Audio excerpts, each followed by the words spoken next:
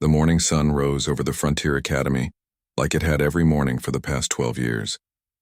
The campus spread across 20 square kilometers of carefully maintained gardens and modern buildings. Students from 47 different species walked between classes, their voices creating a symphony of different languages and sounds. Some had scales, others had fur, and a few looked almost human except for the strange colors of their skin or the unusual number of eyes. Captain Daewon Kim stood at the main security office window, watching the students with his coffee in hand. He was 38 years old, with tired eyes and gray starting to show in his dark hair. Once he had been a soldier. That was before he came here, before he tried to forget what war felt like. The academy was supposed to be his escape from all of that, a place where different species learned to live together, where violence was just a word in history books. His security team was small. 50 people total, most of them human. A few aliens who wanted to learn Earth security methods. They handled minor disputes, lost children, and the occasional medical emergency. Nothing serious ever happened here. The Academy sat in neutral space, protected by treaties signed by every major galactic power. It was the one place in the galaxy where everyone agreed violence had no place. Little Hana Lee ran past the window, chasing a ball with 3 alien children. She was 8 years old, all energy and laughter. Her parents were xenobiologists who worked in the research wing. Daewon smiled despite himself. Hana had appointed herself the unofficial welcome committee for new students. Last week she had helped a shy Saurian boy find his classroom. The week before she had shared her lunch with a crystalline girl who couldn't eat human food, but appreciated the gesture anyway. That was what the academy was about. Teaching children that differences didn't matter, that the galaxy could be better than the wars their parents had fought. Instructor Jiwoo Park walked into the office carrying a data pad. She was younger than Daewon, early 30s, but she had the same look in her eyes, the look of someone who had seen combat and tried to forget it. She taught historical warfare studies, a class that most alien students found disturbing. Humans had spent thousands of years perfecting the art of killing each other. Most species found that fact horrifying. "Morning, Captain," she said. "Quarterly drill schedule needs your approval." Daewon took the pad without looking at it. "Same as always? Fire evacuation, medical emergency, basic lockdown procedures. Nothing the students can't handle." She paused. "You think we'll ever need the advanced protocols?" "No," Daewon said. He wanted to believe it. "This place is sacred ground. Everyone knows that." Jiwoo nodded, but something in her expression suggested she wasn't entirely convinced. She left and Daewon went back to watching the students. It was a good life. Boring, safe, peaceful. Everything he had wanted after the war. Lunchtime arrived with its usual chaos. The cafeteria served food for dozens of different biological systems. Chef Sung Min Choi ran the kitchen like a military operation, making sure no one got poisoned by eating something their species couldn't digest. He was a large man with quick hands and a loud laugh. Before coming to the academy, he had cooked for military outposts on the edge of human space. He never talked about why he left. The afternoon passed quietly. Classes ended. Students headed to their dormitories or recreational areas. The academy had pools designed for aquatic species, zero-gravity rooms for species that lived in space, and traditional gyms for species like humans who preferred solid ground under their feet. At 1600 hours, the perimeter sensors detected something unusual. Long-range scanning picked up a gravity distortion, ships dropping out of faster-than-light travel. That wasn't unusual in itself. Trading vessels passed through this sector regularly. But these ships were big. Really big. Daewon's communicator buzzed. "Captain, you need to see this," said the sensor operator. He reached the command center in 2 minutes. The main screen showed 12 contacts. Military configurations, heavy cruisers and destroyers. They had dropped out of FTL at the edge of the system and were burning hard toward Haven's Edge, the planet where the Academy sat. "Identify them," Daewon said. His voice was calm, but his heart had started beating faster. "Vrexian Empire signatures, sir. Fleet elements, not merchants. The Vrexian Empire, a species known for their military efficiency and their willingness to use force to get what they wanted. They had been in territorial disputes with the Concordat Alliance for 3 years. Negotiations had been tense but peaceful. Until now, apparently. The communication console lit up. "Incoming transmission." Daewon accepted it. The face that appeared on screen was reptilian, covered in dark green scales with ridge along the skull. Commander Thrain of the Vrexian Imperial Fleet. His eyes were cold and intelligent. Frontier Academy, Thrain said. His voice was smooth, almost polite. This facility is now under Vrexian jurisdiction. We require all Concordat Alliance citizens to be placed in our custody within 1 standard hour. Comply and no harm will come to the others. Resist and we will use necessary force. Day One felt something cold settle in his stomach. This is neutral territory, protected by treaty. You can't— Treaties are words, Thrain interrupted. Words change. You have 59 minutes. The transmission cut off. For a moment, no one in the command center moved. Then everyone started talking at once. Day One held up his hand for silence. His mind was racing through options, protocols, procedures. None of them were designed for this. The Academy had no military defenses, no weapons beyond basic security equipment. The 50 security personnel weren't soldiers anymore. They were teachers, guards, people who had left that life behind. Alert all staff, he said. Begin evacuation procedures to the Central Administrative Building. It's the most fortified structure on campus. Get the students inside. All of them. Sir, what about the Concordat students? Someone asked. There's almost 300 of them. The Vrexians are not getting any of our students, Day One said. His voice was hard. Move now! The Academy erupted into controlled chaos. Teachers herded students toward the administrative building. Security teams ran through the corridors, checking every room. Ambassador Velther, the senior Saurian diplomat on staff, tried to open communication with the Vrexian fleet. He offered himself in exchange for leaving the students alone. The Vrexians refused. Outside, the sky began to glow. Vrexian dropships entered the atmosphere, burning bright as they descended. Day One counted them on the sensors. 20 ships, approximately 500 soldiers, armed with military-grade weapons and combat armor, against 50 security guards with stun batons and antique firearms in a museum. Hana found her way to the command center, scared and looking for her parents. They were in the research wing on the other side of campus. Day One knelt down next to her. It's going to be okay, he said. He tried to smile. We're just being extra careful today. Go with Instructor Park. She'll take you somewhere safe. Hana nodded, but her eyes were too wide. She knew something was wrong. Children always knew. The first Vrexian ships landed at the eastern perimeter. Soldiers poured out, moving in perfect formation. They breached the outer security fence like it wasn't even there. Day One watched on the monitors as his guards tried to establish a defensive line. The Vrexians pushed through them easily, not bothering to kill anyone yet. They were confident. Why wouldn't they be? All personnel to Central Building, Day One broadcast. Abandon outer positions. Fall back. Now. They had less than 10 minutes before the Vrexians reached the dormitories. Less than 20 before they reached the administrative building. And then what? Surrender? Hand over children to be used as hostages in some political game?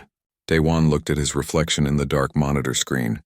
He saw a tired man who had tried to run from what he was, who had believed that peace was possible if you just wanted it badly enough. He had been wrong. The time for peace was over. The administrative building had been designed as the Academy's last resort shelter. Reinforced walls, independent power systems, supplies for 3,000 people for a week. It had never been meant to hold against a military assault. Just natural disasters or environmental emergencies. Students crowded into the main halls and conference rooms. The younger ones cried. The older ones tried to stay calm, but fear showed in their eyes regardless of what species they were. Teachers moved between them, speaking softly, trying to maintain order. It was like trying to hold back a flood with your hands. Day One stood in the central security hub with his senior staff. The monitors showed Vrexian soldiers advancing through the campus. They moved efficiently, professionally. These weren't thugs or pirates. They were trained military operating under clear orders. Eastern dormitory, someone said. They're breaching now. The screen showed 100 students still trapped in that building. The evacuation hadn't been fast enough. 30 children were pinned in the common room by Vrexian soldiers entering through multiple access points. Day One recognized Hana's bright red jacket among them. His hands gripped the edge of the console hard enough to hurt. Ambassador Velther pushed forward. Let me go out there. Let me talk to them. The old Saurian scales had gone pale with stress. I am a ranked diplomat. They must honor. They don't have to honor anything, Jiwoo said quietly. They have guns. We don't. That's the only law that matters right now. But Velthir was already moving toward the exit. 2 security guards tried to stop him, but he shook them off. I will not hide while children suffer because of politics between our species. Daewon wanted to stop him, knew it was pointless. Watched the old diplomat walk out into the courtyard with his hands raised. The monitors showed Vrexian soldiers surrounding him immediately. Their weapons tracked him but didn't fire. Commander Thrain's voice came through on an open channel, broadcast to the entire academy. Ambassador Velthir, your courage is noted. However, we are not interested in elderly diplomats. We want the young ones, the ones whose families hold power in the Concordat. Return inside. You have 40 minutes remaining. Velthir stood there in the courtyard alone and small under the alien sky. His shoulders sagged. Then he turned and walked back, every step looking like it hurt. The Vrexian soldiers ignored him. They had already moved past, heading for the eastern dormitory where the trapped students waited. In the security hub, Daewon made a decision he had been avoiding. Jiwoo, inventory everything we have that can be used as a weapon. Everything, I don't care if it's supposed to be in a museum or a storage closet. Sir, we have some sporting rifles for the hunting club. Maybe 20 antique firearms in the historical collection. Maintenance tools, chemical supplies, get it all. Distribute it to every human staff member who knows how to use it. One of the younger security officers looked nervous. Captain, if we arm ourselves, if we resist, they'll classify this as a military target. They'll stop being careful. They stopped being careful when they decided children were acceptable hostages, Daewon said. The monitors showed Vrexian soldiers entering the eastern dormitory. Students screamed. Teachers tried to shield them with their own bodies. The Vrexians pushed through easily, grabbing children and dragging them toward the exits. Hana fought. She was 8 years old and weighed maybe 30 kilograms, and she fought like a wild animal. She bit a Vrexian soldier's hand hard enough to draw blood. He backhanded her across the face, and she went down hard. Every human in the security hub saw it. Saw an armored soldier strike a child. Something changed in the room. The temperature seemed to drop. Breathing became harder. Daewon felt it in his chest, in his bones. An old feeling he had tried to bury years ago. The feeling of watching an enemy make a fatal mistake. Get me a channel to the dormitory, he said. His voice sounded different, colder. The connection opened. He could hear children crying, Vrexians shouting orders in their language. This is Captain Kim. To all Vrexian forces in the eastern dormitory. Leave those children alone. Last warning. A Vrexian officer appeared on screen. He was laughing. Or what, human? You will write us a strongly worded complaint? Your species is famous for talking, for negotiating. You have no weapons, no soldiers, no way to stop us. You're right, Daewon said. We're not soldiers anymore. We're teachers, cooks, janitors. We came here because we wanted peace. Because we were tired of war. The Vrexian officer smiled. Then you understand your situation. No, Daewon said. You don't understand yours. He cut the transmission. Jiwoo had been working fast. She came back with a list on her data pad. We have 47 human staff members on campus right now. 23 have military backgrounds. The rest, we can teach them the basics. I also found the maintenance explosives, the industrial chemicals, and Chef Choi says he can make thermite from cleaning supplies. Thermite? Someone asked. Burns hot enough to melt combat armor, Jiwoo said. He used it in the frontier wars, defensive positions against Kresh raiders. Daewon looked at the monitors again. The Vrexians had 30 children in the courtyard now. They were setting up a perimeter, clearly planning to hold that position. Commander Thrain's voice came through again on the broadcast channel. Attention Frontier Academy. We now hold hostages. Surrender all Concordat students and staff, or we will begin executing these children. You have 30 minutes. The words hung in the air like poison. Daewon picked up the facility-wide communicator. His hand was steady. His voice was clear. This is Captain Kim to all human personnel. They have our children, not just human children. All of them. Every child on this campus is our responsibility. Our family, he paused.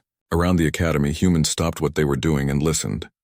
I know we came here to escape violence. I know we're tired of war. I know we swore we would never be soldiers again. His voice hardened. But right now, those children need soldiers. They need people who remember what we are, what we've always been. Another pause. He could feel the weight of what he was about to say. Rules of engagement are lifted. Arm yourselves with whatever you can find. We are going to get those children back. All of them. And we are going to teach these Vrexians why Earth is called a death world."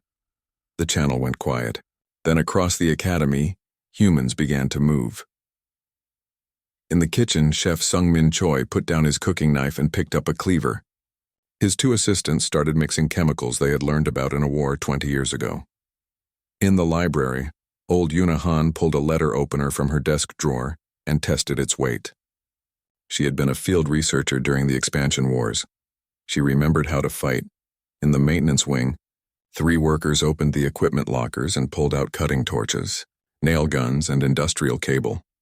In the gymnasium, the athletic staff found the compound bows from the archery program and the javelins from the track and field equipment.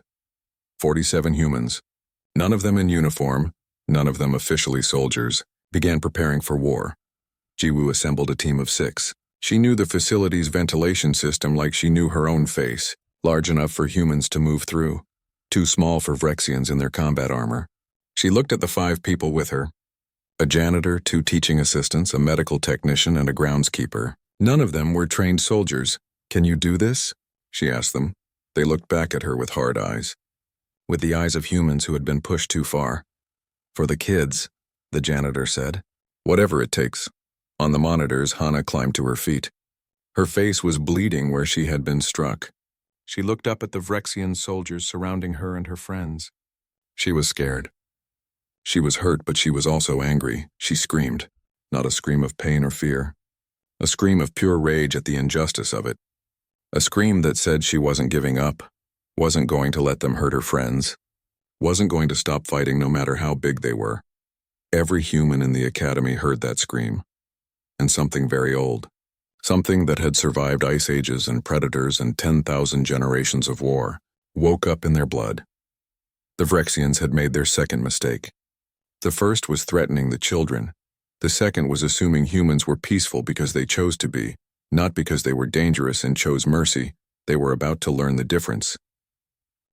The Vrexians had studied human history, but they had misunderstood it completely. They saw a species that had stopped fighting wars among themselves 50 years ago. They saw diplomats and peace treaties. They saw humans who talked instead of shooting, who negotiated instead of invading.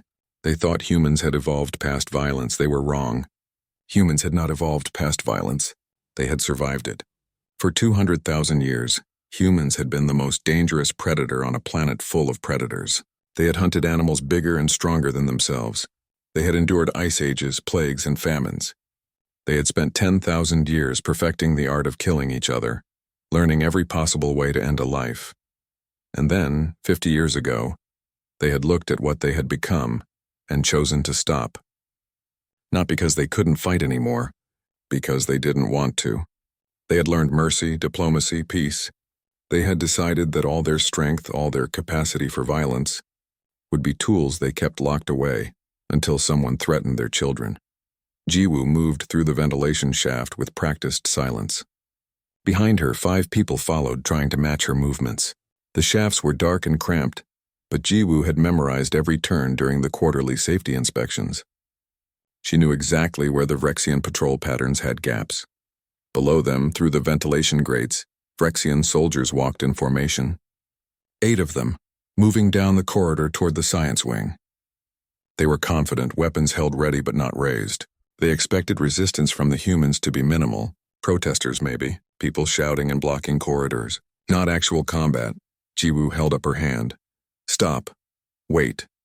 The patrol passed underneath. She counted to 5. Then she kicked out the ventilation grate. It fell on the last Vrexian in line, startling him. Jiwoo dropped down immediately after it, landing on his shoulders. She had a maintenance knife in her hand, industrial steel sharpened to a razor edge. She drove it into the weak point between his helmet and chest armor.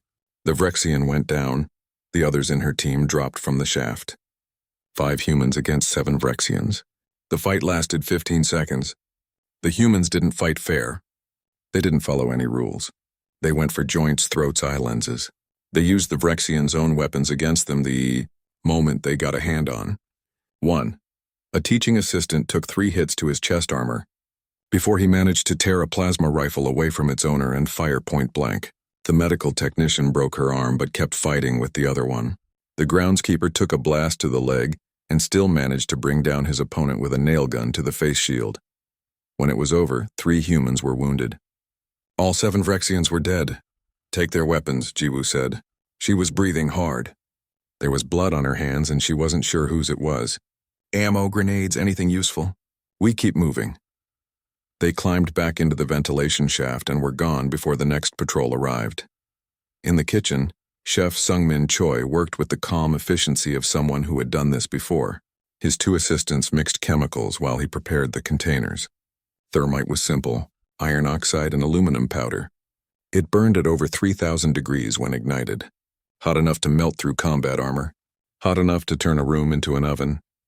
The Vrexians breached the cafeteria at 1700 hours. A full squad, 12 soldiers sweeping for human resistance. They expected maybe some cooks hiding in the pantry. What they found was the entire cafeteria rigged as a trap. Sungmin and his assistants were gone, hidden in the cold storage with breathing masks. The Vrexians walked into the dining area, checking corners. Then Sungmin triggered the thermite charges remotely. The room turned white with heat.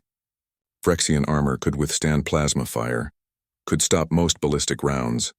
It could not withstand thermite. The temperature spiked so fast that safety systems in their suits failed before they could react. When the smoke cleared, there was nothing left but molten metal and ash. Sungmin didn't feel good about it. He had killed before during the war, but it never felt good. But when he thought about Hana's scream, about the children in the courtyard, the guilt faded. He had work to do. In the library, Yunahan held a position with 12 alien students hiding behind her. She was 67 years old, her hair gray, her hands wrinkled. She had been a xenoarchaeology researcher for 40 years. Before that, she had been a combat medic in the frontier wars. The Vrexians came for the students she was protecting. She stood in the doorway with a letter opener in one hand and a heavy book in the other. The first Vrexian through the door underestimated her. He put his hand on her shoulder to push her aside. She drove the letter opener up under his arm where the armor had a gap. He screamed. She took his sidearm and shot the second Vrexian in the face shield. The others opened fire. Yuna took 4 hits, 2 to her leg, 1 to her shoulder, 1 that grazed her ribs. She fell but kept shooting, kept the doorway. The students behind her were crying and screaming, but they stayed down like she had told them.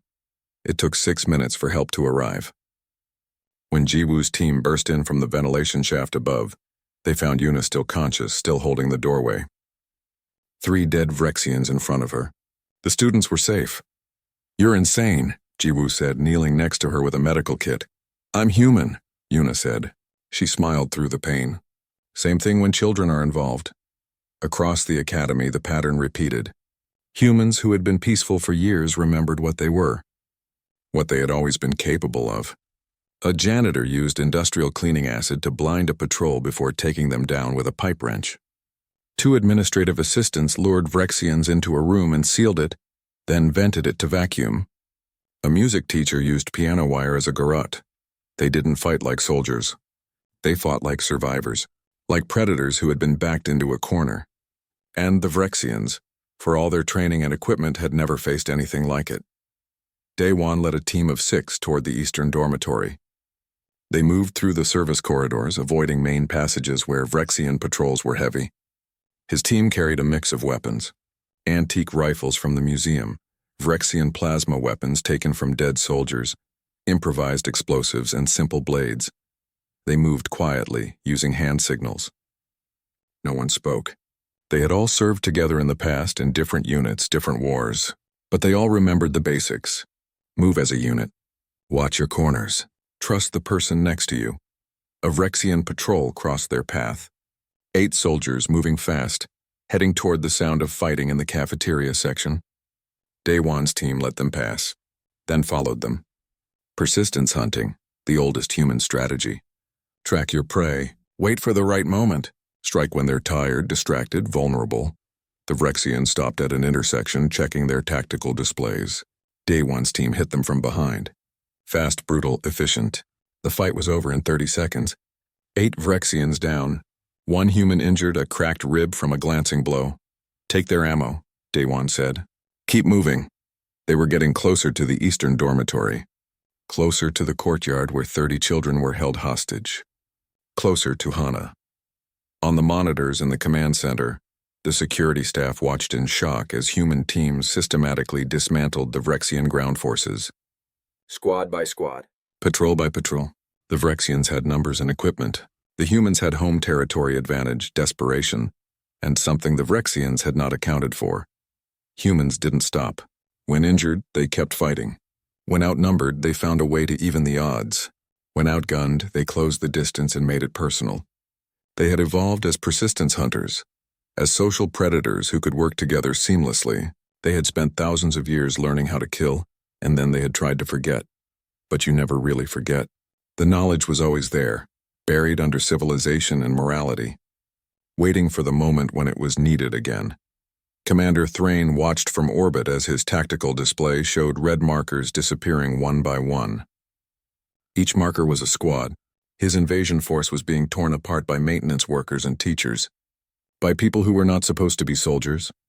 "Sir, we should evacuate the ground forces," his tactical officer said. "We're losing them too quickly." "Negative," Thrain said. But his voice was uncertain now. "They are civilians. They cannot maintain this. Send reinforcements to the eastern dormitory. If the humans want their children, they will have to go through our best soldiers." He sent his elite guard. 20 of the finest warriors the Vrexian Empire could produce, armed with the best weapons, the best armor. They deployed to the courtyard and set up a defensive perimeter around the 30 hostages. If the humans wanted those children, they would have to fight through a position the Vrexians could not lose. Thrain did not understand humans yet, but he was beginning to learn. Humans did not care about positions that could not be lost. They did not care about odds or tactics or logical probability. When their children were threatened, humans cared about one thing only: getting them back, no matter the cost. On Earth, there had once been an animal called the honey badger. It was small, weighing maybe 15 kilograms, living in the African grasslands alongside lions, leopards, and hyenas. By all logic, it should have been prey. Instead, it became legendary for fighting animals 50 times its size without fear or hesitation. It would attack lions to steal their kills. It would fight pythons and cobras. It would take injuries that should have killed it and keep fighting anyway. Humanity was the galaxy's honey badger. Small compared to many species, physically weaker than most, but possessed of something that made up for every disadvantage: an absolute refusal to give up. Ever. Day 1 and his team reached the observation point overlooking the eastern courtyard. 15 Vrexian elite guards surrounded the 30 children. These were not regular soldiers. Their armor was heavier, their weapons more advanced. They had set up portable shields that created an energy barrier. They had motion sensors, aerial drones, and overlapping fields of fire. It was a fortress position, tactically perfect. Impossible to assault without heavy casualties. Day 1 looked at his team. 6 humans carrying improvised weapons and a few captured plasma rifles, against 15 elite Vrexian warriors in prepared positions. "We're going to die if we attack that," Taehyun Lee said quietly. He was a security officer, 28 years old, former military police. He understood what he was looking at. "Probably," Day 1 agreed. "But we're going to do it anyway." "Yes." Taehyun nodded. So did the others. There was no discussion, no debate. The children were down there. That was the only fact that mattered. Instructor Bora Kim checked her weapon, a captured Vrexian plasma rifle. She was 32, had taught mathematics before the war and small unit tactics during it. "They'll see us coming. The moment we break cover, those drones will spot us. Then we go fast," Day 1 said. "We don't give them time to think. We hit them hard and we don't stop. Not until the children are clear." He triggered his communicator. "Jiwoo, are you in position?" From somewhere in the facility, Jiwoo's voice crackled back. "North side ready. We'll hit them when you do. Try not to die, Captain." "You too." Daewon looked at the courtyard one more time. He could see Hana down there sitting with the other children. She had stopped crying. She was talking to a smaller Saurian child, holding their hand, trying to comfort them. Even now, even here, she was taking care of others. That was what humans did. That was what made them worth saving. "On 3, he said.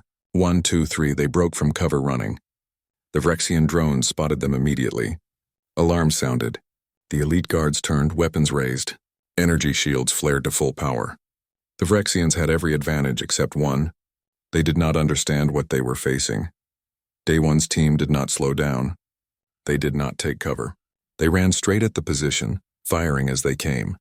Taehyun took a plasma bolt to the chest in the first 3 seconds. His armor took most of it, but the impact broke ribs. He stumbled, went down on one knee, then got back up and kept running. Jiwoo's team hit from the north at the same time. 9 humans against 15 Vrexians. The math did not favor the humans. But humans had never cared about math. The energy shield stopped the first wave of fire. But humans kept coming.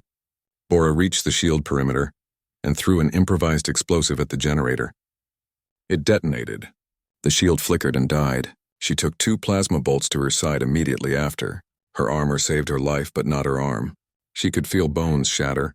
She kept fighting anyway, using her remaining hand to fire her weapon. The Vrexians were well trained. They maintained formation, fell back to secondary positions. They fought with discipline and precision. But humans fought with something else. Something the Vrexians had no counter for. Pure, absolute determination. Taehyun crashed into a Vrexian soldier, both of them going down. The Vrexian was bigger, stronger, and better armor. Taehyun took 3 plasma shots at close range. His armor was melting. He was screaming. But he did not let go. He grabbed the Vrexian and rolled them both off the platform edge, falling 3 meters. He landed on top, heard the Vrexian's armor crack. Then he put his weapon against the helmet seal and fired. Jiwoo moved like water, sliding between Vrexian firing lanes. She'd been special forces once, had learned to fight in close quarters where superior weapons meant nothing. She took down 2 Vrexians with precise strikes to armor weak points before one of them got a blade into her leg. She felt the wound, felt her leg start to fail. She used the Vrexian's own blade against them, driving it up under their helmet. The fight was chaos, brutal and personal.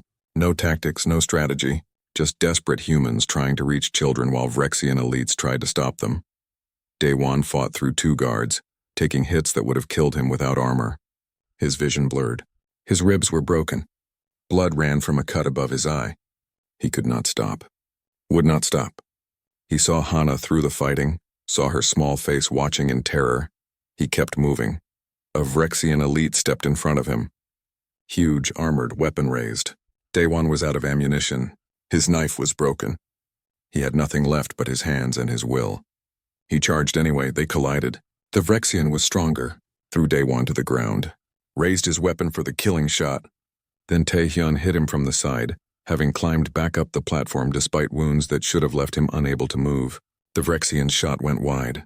Daewon scrambled up, grabbed a piece of broken equipment, and brought it down on the Vrexian's helmet with all his strength. Once, twice, 3 times until the helmet cracked and the Vrexian went still. Around him, the fight was ending. 15 Vrexian elites were down. 8 humans were still standing, though standing was generous. Most were on their knees or leaning against walls. Blood covered everything. Armor was shattered. Bodies were broken, but the children were free. "Run!" Daewon shouted at them. "Back to the main building." Now the children ran. Hana helped carry a Saurian child who could not walk fast. She passed Daewon, stopped for a second. He saw her face, saw that she was safe.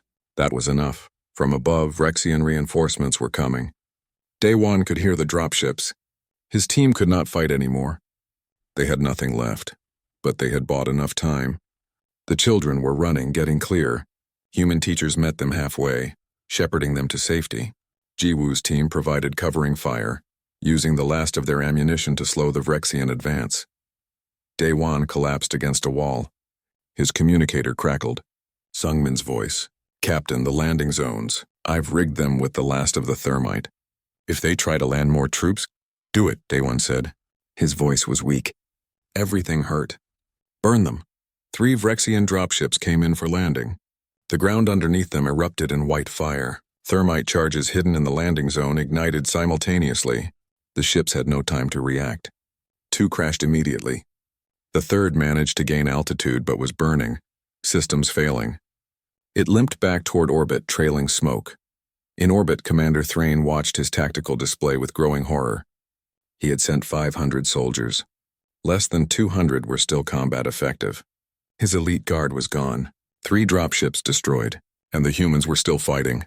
"Sir," his tactical officer said carefully, "we need to evacuate now before we lose everyone." Thrain's claws tightened on his command chair. To retreat would be to admit defeat. To admit that civilians, that teachers and cooks and maintenance workers had destroyed a military operation. His communications officer spoke up, voice tight with fear. "Sir, incoming transmission." From the human captain. "Put it through." Day One's face appeared on screen. He looked half dead. Blood covered his face. His eyes were cold and empty. Behind him, the courtyard was littered with Vrexian dead. Human fighters stood or kneeled among them, wounded but alive. "Commander Thrain," Day One said. His voice was steady despite his injuries. "You wanted to see what humans are capable of. Now you know. You have 15 minutes to evacuate your remaining ground forces. After that, we stop being generous." "You think you have won?" Thrain said, but his voice lacked conviction. "I think your soldiers are dying while we have a conversation," Day One said. "I think every minute you waste costs you people. I think you thought humans were soft because we choose peace. You were wrong. We choose peace because we know what we are in war, and right now we are not in the mood to choose peace anymore." He leaned closer to the camera. "You have 14 minutes. Then we come for the rest of your soldiers, and after that we come for you." The transmission cut. Thrain looked at his tactical display, at the red markers showing his forces dying, at the human teams moving through the academy like predators hunting his soldiers, at the trap his invasion had become. "Order immediate evacuation," he said quietly. "All ground forces. We are leaving." The order went out. Phyrexian soldiers across the academy broke off combat and ran for evacuation points. They left behind their wounded, left behind their equipment. They just ran, trying to reach the drop ships before the humans found them. Of the 500 soldiers who had landed, only 180 made it back to the ships. The humans let them go. Not out of mercy. They were simply too injured to chase. The Phyrexian fleet jumped to faster-than-light travel the moment their last dropship docked. They did not wait for clearance. They did not file a flight plan. They simply ran, leaving the system as fast as their engines could push them. Commander Thrain sat in his command chair and tried not to think about the report he would have to file. How could he explain what had happened? How could he tell his superiors that 500 elite soldiers had been defeated by teachers and cooks? Behind them at the Frontier Academy, the silence after battle felt heavy. The shooting had stopped. The fires were being put out. Medical teams moved through the facility treating wounded. The casualties were being counted. 31 humans were dead. Another 11 were critical, might not survive even with advanced medical care. Almost every human who had fought was injured in some way. Broken bones, plasma burns, lacerations, internal bleeding. They had paid a heavy price, but the children were safe. All 3,000 students from 47 different species were accounted for and unharmed. That was what mattered. Day One sat in the medical bay while a doctor worked on his injuries. 3 broken ribs, severe burns on his left arm, concussion, multiple lacerations. The doctor was a crystalline, her body shimmering as she worked with instruments designed for beings without solid flesh. "You should be dead," she said quietly. Her voice came through a translator, sounding like wind chimes. "Your species should not be able to sustain this much damage and remain functional." "We're stubborn," Day One said. It hurt to talk. Everything hurt. But he was alive and the children were safe, so the pain did not matter. In another bay, Yunahan was being treated for the 4 plasma shots she had taken. The doctors said she would live but would need extensive recovery time. She did not seem concerned. She was already asking when she could return to teaching. Students were asking about her, wanting to know if she was okay. Tai-Hyun Lee had lost his left arm below the elbow. The damage was too severe to repair. He would need a prosthetic.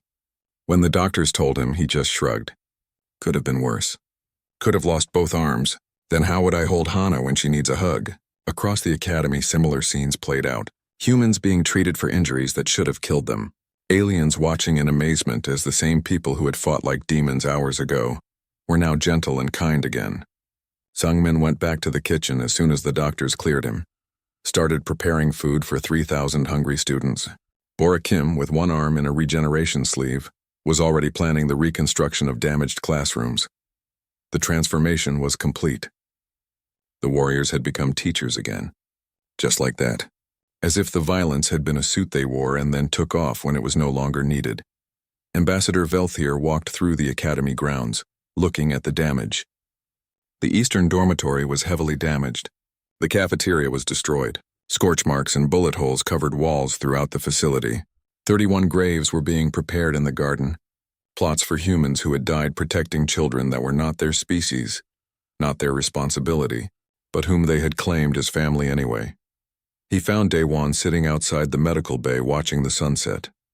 The human captain looked exhausted, beaten but somehow content. "I owe you an apology," Veltir said.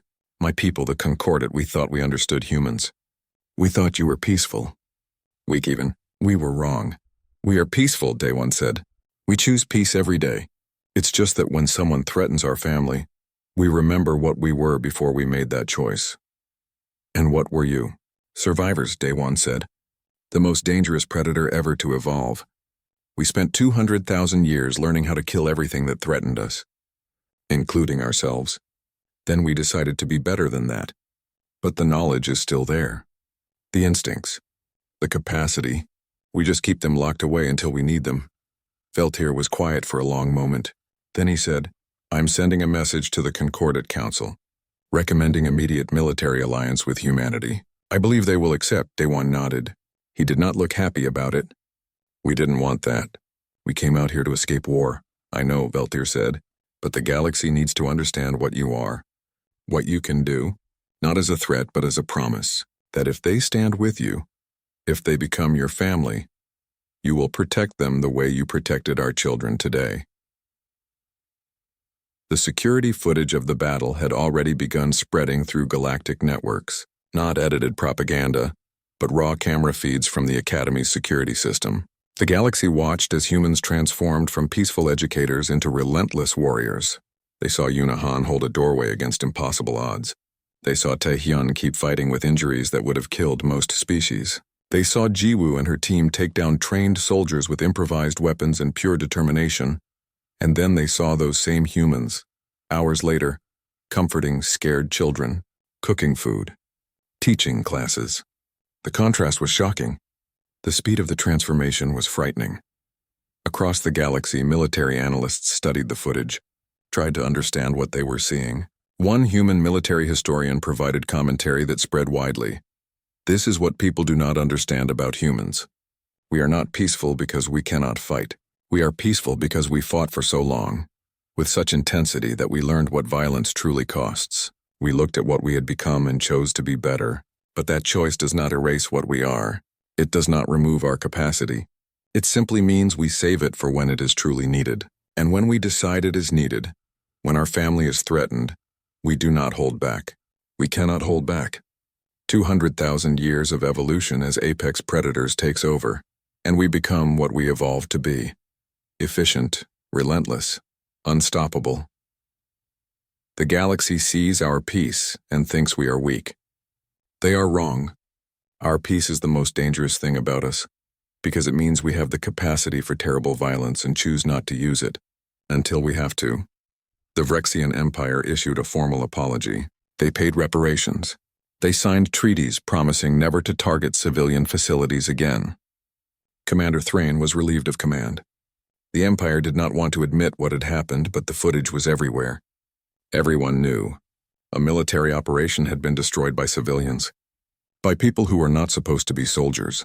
6 months later, the Academy reopened. The damaged buildings had been repaired. New security systems had been installed. But the biggest change was not visible in the structures. It was in how species viewed humans. New students arrived, including a young Vrexian girl named Kess. She was nervous, scared. Her parents had sent her to learn about other species, to understand that the galaxy was bigger than the Empire. She approached Daewon on her first day, her scales pale with fear. "Captain Kim," she said in halting standard, "are you going to hurt me? Because of what my people did?" Daewon looked down at the child, saw the fear in her eyes, knelt down to her level. "Kess, right? Your parents wrote to me about you." She nodded, still scared. "Listen to me carefully," Daewon said gently. "What happened here was between your government and ours. You are a child. You did nothing wrong. You are not responsible for what your people's military did. And here at this academy you are family. That means we protect you, the same way we protected everyone else. You understand?" Tears formed in her eyes. "Really? Really? You're safe here, always." Kess hugged him. Day-Wan hugged her back, this child of the species that had attacked them, that had killed 31 humans. Because that was what humans did. They protected children. All children. Even the children of their enemies. That was the message that spread through the galaxy. Not that humans were warriors, though they were. Not that humans were dangerous, though they could be. The message was simpler and more profound. Humans would offer peace, would show kindness, would teach and nurture and build. But if you threatened children, any children under their care, they would show you why Earth was called a death world. Why humanity had survived when so many species had not. The memorial in the garden grew over time. Flowers from dozens of worlds planted by grateful families whose children had been saved. The 31 names carved in stone. Sometimes students would sit there, looking at the names, understanding what had been sacrificed for them. Hannah visited the memorial often. She was 9 now, a year older, but she remembered everything. She remembered being scared. She remembered the Vrexian soldier hitting her. She remembered screaming, not because she thought anyone would save her, but because she was angry. And she remembered the humans coming for them anyway, fighting when they should not have been able to win, dying so children could live. One day she asked Day-Wan, "Why did you do it? You could have negotiated, given the Vrexians what they wanted. Saved yourselves." Day-Wan thought about it for a long moment. Because that's not what humans do. We choose peace when we can. But when someone threatens our family, we fight. Not because we like fighting, but because some things are worth fighting for. And children are always worth fighting for. Even alien children. Even ones who are not human. Especially them, Day-Wan said. Because when we call someone family, we mean it. Species does not matter. You are our responsibility. Our family. And humans do not abandon family.